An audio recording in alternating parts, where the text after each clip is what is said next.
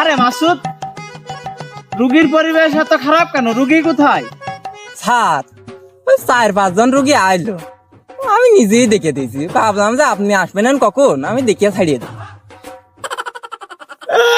মাসুদ, তুই কামটা কি করেছিস? ডাক্তার না, তুই সব রুগী দেখে দিলে, আমি কি দেখবার? আমি যে লক্ষ টাকা খরচ করে আমি হচ্ছে গিয়ে ডাক্তার হয়েছে, আমি কোনো জায়গায় পাশ করতে পারিনি, জানিস? ডাক্তার হতে যে সব জায়গায় ঘুষ দিয়ে দিয়ে আজ আমার ডাক্তার হওয়া লেগে যা, তুই সব রুগী দেখে দিয়েছিস।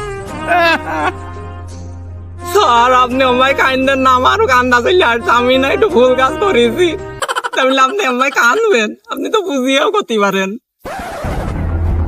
এই দেখেছিস যা ভিজিট হয়েছে, টাকা কয়টা দে। আর তুই তো জানিসই যে আমার রুগী না দেখতে পারলে হাতের মধ্যে কামড়ায়।